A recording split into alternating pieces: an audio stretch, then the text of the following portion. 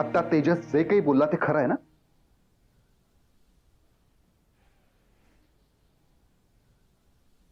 तू काहीच बोलत नाहीयेस याचा अर्थ ते खरं आहे, हो ना?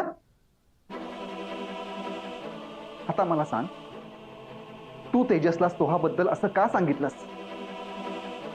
तू असं का म्हणालीस की सोहा त्याच्याशी नातं जोडण्यासाठी योग्य नाहीये?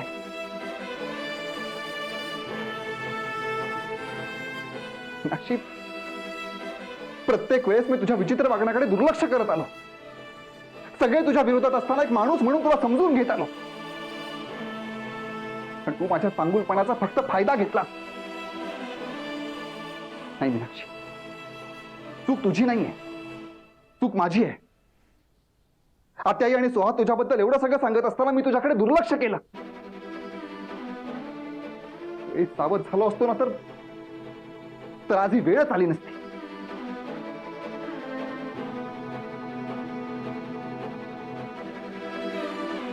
तू हे सगळं जाणून बुजून केलंस ना? त्या सोहाने तुझं काय बिघडवलं होतं म्हणून तू तिच्याबद्दल असं सगळं वागलीस? बोल ना मीनाक्षी, बोल काहीतरी. मी तुझ्याशी काहीतरी बोलतोय, तुला कळतंय की नाही? ठीक आहे, म्हणजे तुला माझ्याशी बोलायचंच नाहीये. तसंही 2 दिवस तू माझ्याशी काही बोलतच नाहीयेस. तर मग ऐक, आता आजपासून मला तुझ्याशी बोलण्याची अजिबात इच्छा नाहीये, कळलं?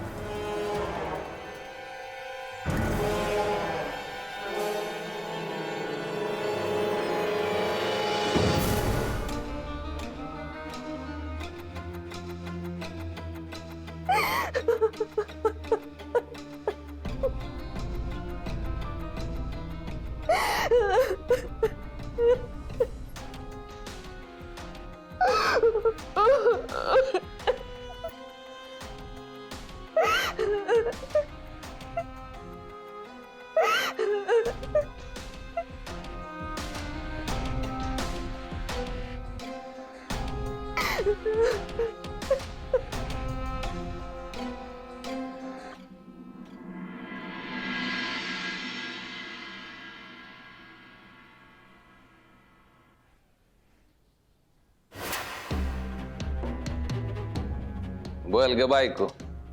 का वागलात तुम्ही माझ्याशी असं? तुम्ही इथून निघून जाणार होता तसं खोटं का सांगितलं? आणि मी सोहाबद्दल तुम्हाला वाईट सांगितलंय असं का सांगितलं तुम्ही? अगं बायको, एका टायमाला किती प्रश्न विचारणार आहेस? मला माझ्या प्रश्नाचं उत्तर हवंय. दुसरं लग्न केला तेव्हा मला विचारला होता का प्रश्न? मागितलं होतं का उत्तर? जास्त शहाणपणा करायचा नाही. तुझ्या या फालतू प्रश्नांना काय लॉजिक बी नाही. तुझं कसं आहे माहिती का? ती कठपुतळी असते काय दोरे लावलेली, तशीच तू. जो द्वारा वडन तशी हालचाल करायची बघत तू. आणि कसं आहे ना बायको, आतापर्यंत तू जे खाल्लंय ना तो फक्त स्टार्टर आहे. मेन कोर्स अजून बाकी आहे, कळलं का? बरं जाऊ दे आता, काटाळा आला तुझ्या फोनवर बोलून. नेहमी सारखीच तुझी रात्र जाऊ. हा, बॅड नाईट.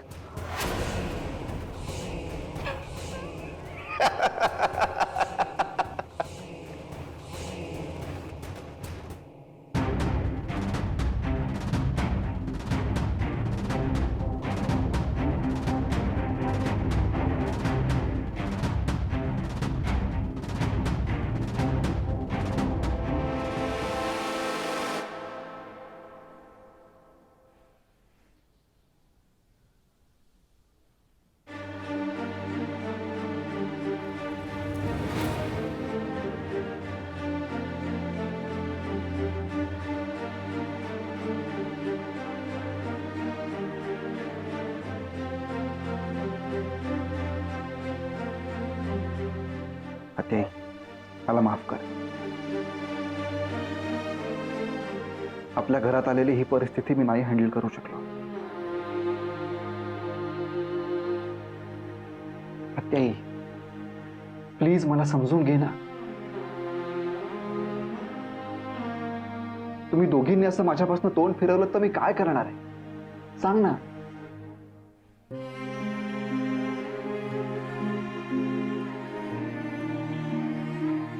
सोहा, तू मला सांग, तुझा हा दादा तुझ्या वाईटाचा कधी विचार करू शकतो? बोल ना.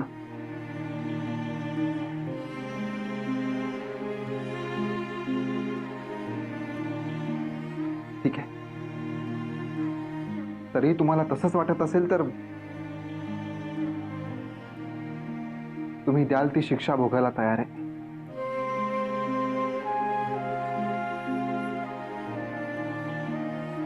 अभि, तू खरंच चुकलायस.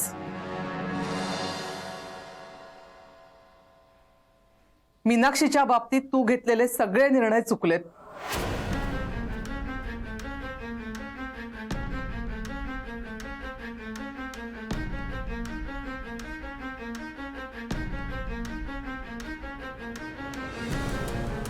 अभि, तुला खरं वाटो ना वाटो, पण मला तर सारखं असं वाटतंय की दादाच्या जाण्याशी मीनाक्षीचा काहीतरी संबंध आहे.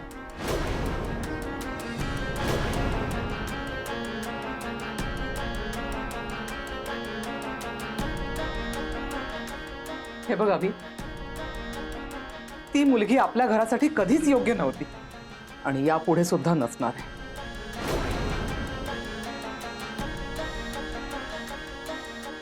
तुला जर या घरातली उरली सुरली शांतता टिकवून ठेवायची असेल ना, तर निदान आता तरी विचार कर आणि दे सोडून तिला.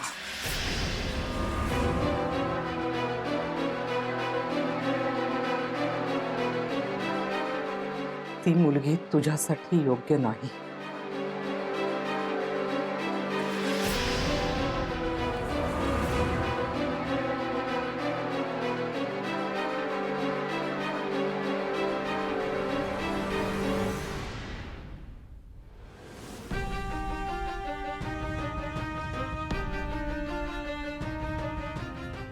काय झालं अभि? तू बोलत का नाहीयेस?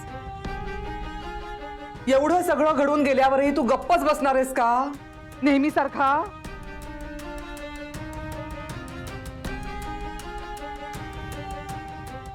अभि, अरे इथे फक्त तुझ्या आयुष्याचा नाही, संपूर्ण कुटुंबाच्या भल्याचा प्रश्न निर्माण झालाय. हे बघ, मी तर म्हणते अजूनही वेळ गेलेली नाहीये. दे सोडून तिला.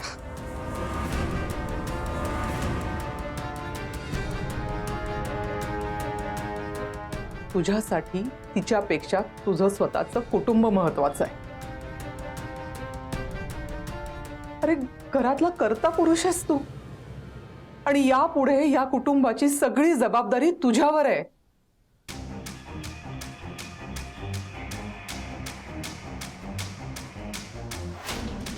अभि, अरे बोल ना काहीतरी. हो, ते तू आता कुटुंबाच्या बाबतीत जे काही म्हणालीस ना, ते खरंच पटलंय मला. मला माझ्या कुटुंबाच्या भल्याचा आणि सुखाचा विचार तर करावाच लागणार.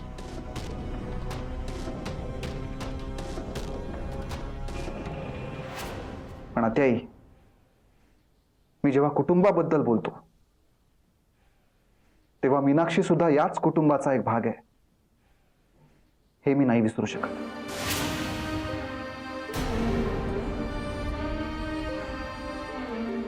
आणि हेच मला सांगायचं आहे.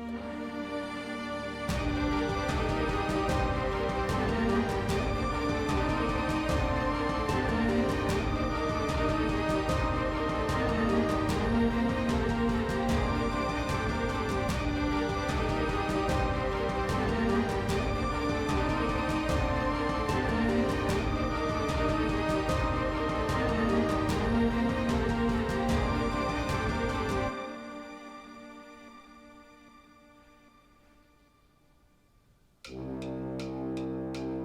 सत्य आहे की मीनाक्षी वहिनींनीच मला स्वतः फोन करून इथे बोलावून घेतलंय.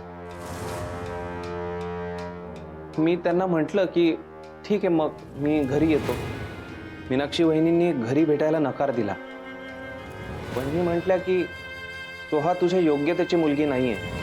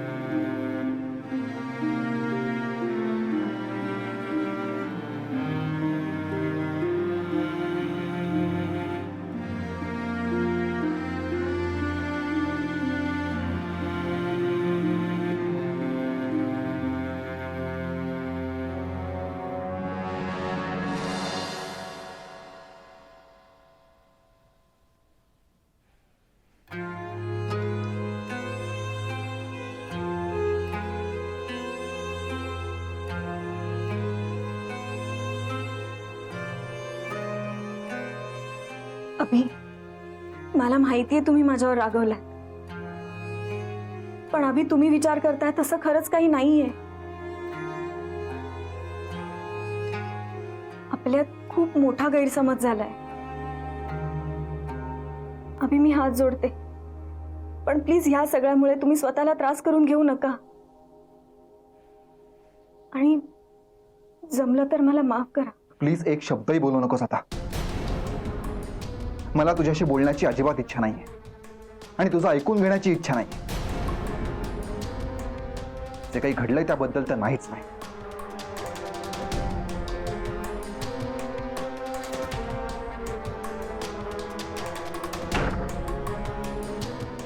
अभि, अहो. अभि,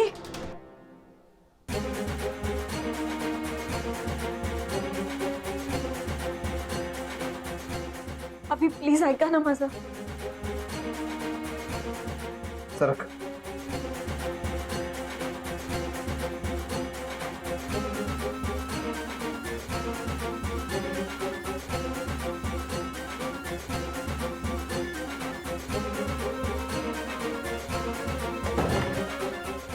अभि, अभि प्लीज ऐका.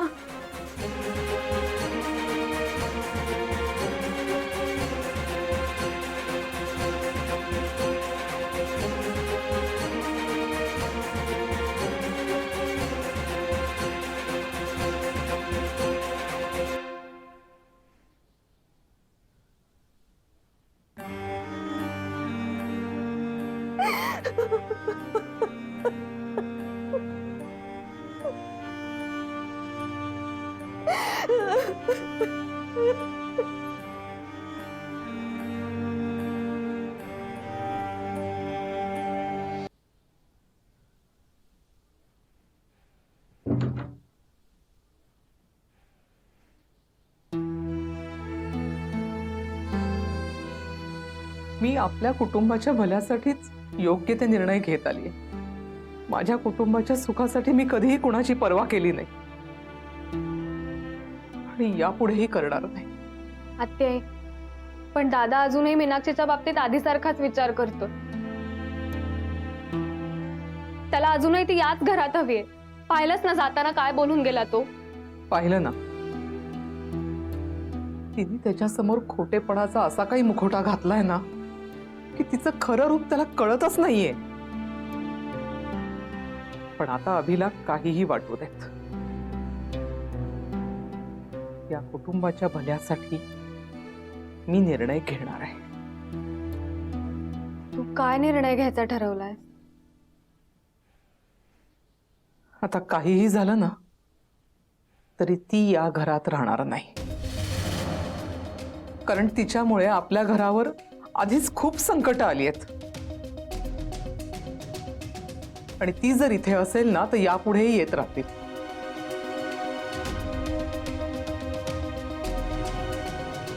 कुटुंबाच्या भल्यासाठी तिला मी या घरात टिकूच देणार नाही. आत्ते, तू जे म्हणतेस ते मला या क्षणी खरंच पटतंय. या घरातून खरंच निघून गेली पाहिजे.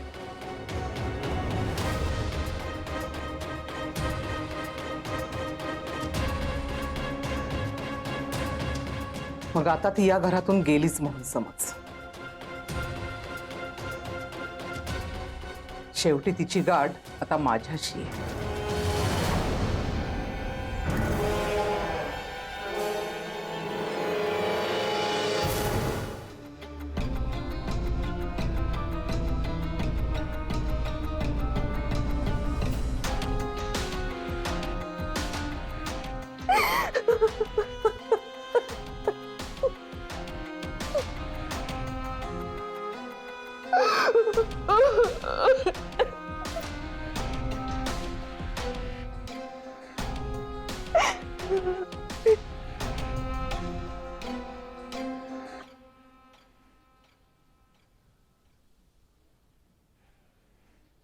मीनाक्षी, तू माझ्यावर रागावली आहेस का?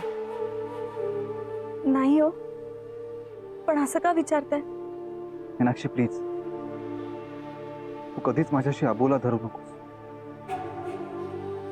मी काही सहन करू शकतो, पण तू माझ्याशी बोलत नाहीयेस ही गोष्ट मी नाही सहन करू शकत. प्लीज.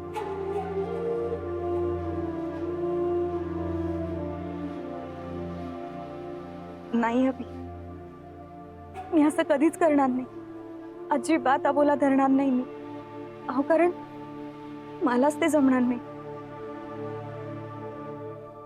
हा, पण माझं काही चुकलं तर तुम्ही माझ्यावर रुसून अबोला धरू नका. तुम्ही माझ्याशी न बोललेलं मला सहन होणार नाही अभि.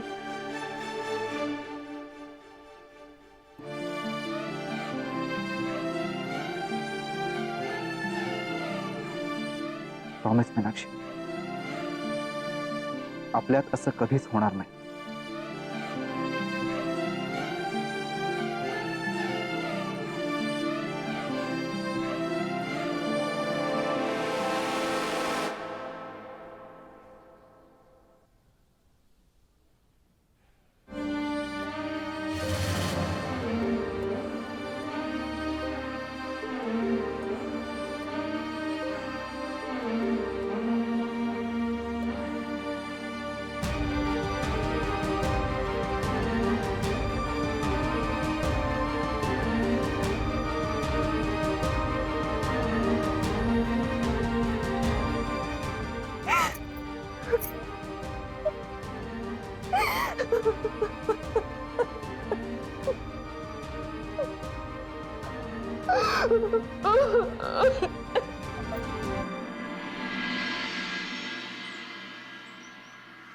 विशेष मीनाक्षीला घरचे सगळेच वैतागले.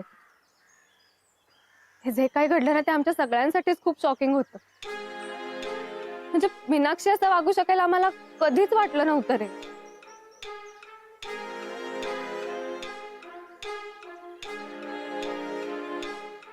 मला सुद्धा असं कधीच वाटलं नाही की मीनाक्षी वहिनी अशा वागतील. पक्की आतल्या गाठीची निघाली रे. म्हणजे दादाशी लग्न होईपर्यंत साळसूतपणाचा आव आणला आणि लग्न झाल्यानंतर शेवटी खरं रूप दाखवलं. I am sorry Soha. म्हणजे मी जर का त्या दिवशी आलोच नसतो तर हे पुढे असं काही घडलंच नसतं. तू का वाईट वाटून घेतोयस तेजस? ह्या तुझी काहीच चूक नाही. उलट मी तर म्हणेन तुझ्यामुळे आम्हाला मीनाक्षीचा खरा चेहरा कळला. आत्याई म्हणते तेच खरं. पक्की पाताळ यंत्री आहे ती. पाताळ यंत्री मीन्स? म्हणजे सतत दुसऱ्याबद्दल निगेटिव्ह विचार करणारी. माझं तुझ्याशी लग्न होऊ नये म्हणून काय काय करते बघतोयस ना. You are right Soha. मला ना खूप निगेटिव्ह वाईब्स येत आहेत. आपलं रिलेशन उगाच कॉम्प्लिकेटेड होते. मला असं वाटतंय की पुढे काही घडण्याआधी आपण लग्न करावं. Soha, I don't want to lose you. मला खूप इन्सिक्युअर झाल्यासारखं वाटतंय.